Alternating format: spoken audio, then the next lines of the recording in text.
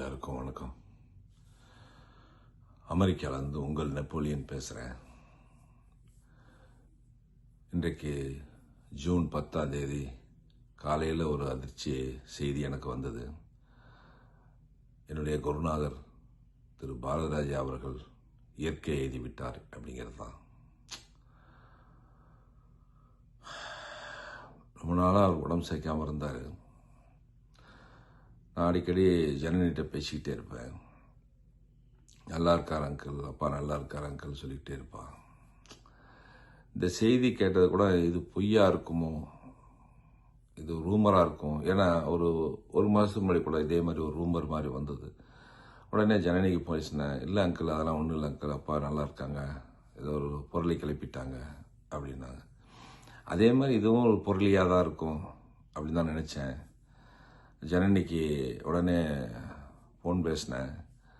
Uncle நான் ஃப்ளைட்டில் இருக்கேன் அங்கிள், மலேசியாவிலேருந்து, அப்பா தவறிட்டாங்க, நான் இந்தியா போயிட்டுருக்கேன் அப்படிங்கிற செய்தி ஜனனிட்டேருந்து வந்ததுக்கப்புறம் தான் அது உறுதி பண்ணேன்.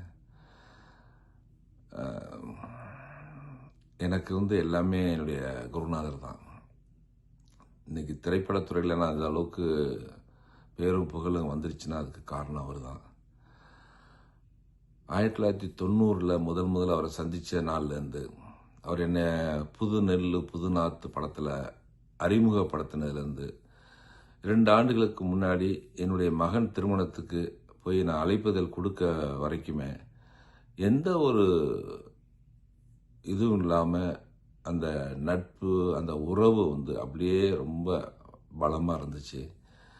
இடையில் அப்பப்போ டைரக்டர் பல விஷயங்களுக்கு பொது சேவைகள் பண்ணும்போது பொது காரியங்களில் எனக்கு அவருக்கு நிறையா கருத்து வேறுபாடு வரும். நான் ஒன்று சொல்வேன், டைரக்டர் அவனுக்கு என்னடா தெரியும் சும்மாறா அப்படிம்பாரு. நிறைய விஷயங்கள் எனக்கு கருத்து வேறுபாடு. ஆனால் டைரக்டர் என்றைக்குமே நான் விட்டு கொடுக்க மாட்டேன். அதில் இன்றைய வரைக்கும் நான் கடைப்பிடிச்சிட்டு தான் வரேன். என் லைஃப் முழுக்க அவரை நான் மறக்க மாட்டேன். எனக்கு அரசியலில் கலைஞர் அவர்கள் எப்படி குருவோ அதே மாதிரி சினிமாவில் என்னுடைய குருநாதர்னா அது பாரதிராஜா சார் தான். இயக்குனர் இமயம்னு பேர் எடுத்தவர், இயக்குனர் சிகரத்துக்கு நிகராக தமிழ் திரையுலகத்தில் ஆண்டவர். அவருடைய படைப்புகள்லாம் ரொம்ப அரிதானது. யாராலையும் அந்த மாதிரிலாம் திருப்பி கொடுக்க முடியாது. அவர் மாதிரி ஒரு நல்ல மனிதனை பார்க்க முடியாது. எத்தனையோ கலைஞர்களை அறிமுகப்படுத்தியிருக்கிறார், என்னை உள்பட. எனக்கு சினிமானா என்னன்னே தெரியாது, நடிப்புனா என்னன்னே தெரியாது. எனக்கு முதல்ல அந்த படத்தில் எனக்கு அறிமுகப்படுத்தி நடிப்பை சொல்லி கொடுத்து என்னை வளர்த்து ஆளாக்கியவர். அதுக்கப்புறம் கலைஞர் அவர்களுடைய தலைமையில் என்னுடைய குருநாதர் முன்னிலையில் தான் எனக்கு திருமணம் 1993 நடந்தது. என்னுடைய வாழ்க்கையில் ரொம்ப முக்கியமானவர், என்னுடைய குடும்பத்தில் ஒருத்தராக தான் அவர் நான் நினைக்கிறோம். எங்கள் வீட்டில் இந்த செய்தி கேட்டு யாராலையுமே நம்ப முடியல. நேற்று நைட்டு முழுக்க நான் தொலைக்காட்சியில் பார்த்துக்கிட்டே இருந்தேன். எல்லோரும் பண்ணாங்க. நைட்டு முழுக்க எனக்கு தூக்கம் இல்லை. இப்போ காலையில் எப்படியாவது எந்திரிச்ச உடனே பேசிடலாம் அப்படின்னு இப்போ பேசும்போது இப்பயுமே தேனிக்கு கொண்டு போகிறதா செய்தி கேள்விப்பட்டேன். அமெரிக்காவில் இருந்து 2 ஆண்டு காலமாக இந்தியாவுக்கு வர முடியாத சூழ்நிலை இருக்கிறேன். இல்லாட்டி நான் முதல் ஆளாக நாங்கள் நிற்பேன். என்னுடைய குருநாதருடைய அவருடைய பேரும் புகழும் என்றென்றைக்கும் இருக்கும். என்னை புதுநூல் புவனத்தில் அறிமுகப்படுத்தினதுக்கப்புறம் நாடோடி தென்றல், கேப்டன் மகள், கிழக்கு சீமையில் 4 படங்கள் நான் நடிச்சிருக்கேன். அதுக்கப்புறம் கருத்தமாலே நடிக்க வச்சார். அப்போ நான் சிவிலப்பேரி பாண்டிங்கிற படத்தில் நான் நடிச்சுக்கிட்டு இருந்தனால ஒரு ஹீரோ நடிக்கும்போது ஒரு சின்ன கதாபாத்திரம் வேண்டாம் அப்படின்னு சொல்லிட்டு நடிக்க எடுத்துட்டு அதுக்கப்புறம் வேணான்னு சொல்லி அனுப்பிச்சார். அதே மாதிரி சிறகுகள் முருகன் ஒரு படம் 50 நாள் படப்பிடிப்பு நடந்தது முட்டத்தில். அந்த படமும் பெப்சி படைப்பாளி சண்டையினால் அந்த படம் நின்று போச்சு. இந்த மாதிரி கிட்டத்தட்ட அவருடைய படைப்பில் 6 படங்கள் நான் நடிச்சிருக்கேன். ஆனால் வெளிவந்தது எனக்கு 4 படங்கள் தான். ஆனால் அது காலத்தால் அழிக்க முடியாத படங்களாக எனக்கு அமைஞ்சது. என்னுடைய குருநாதரை இப்போ ஒரு 3 மாதத்துக்கு முன்னாடி எனக்கு பேசினார். இப்படிலாம் இருக்க அப்படின்னு நல்லா பேசினார்.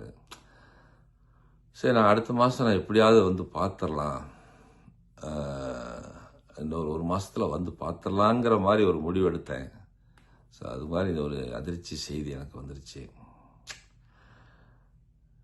என்னால்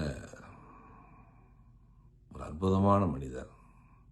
திரையுலகம் நமக்கு மிகப்பெரிய இழப்பை சந்திச்சுட்டு இருக்கு.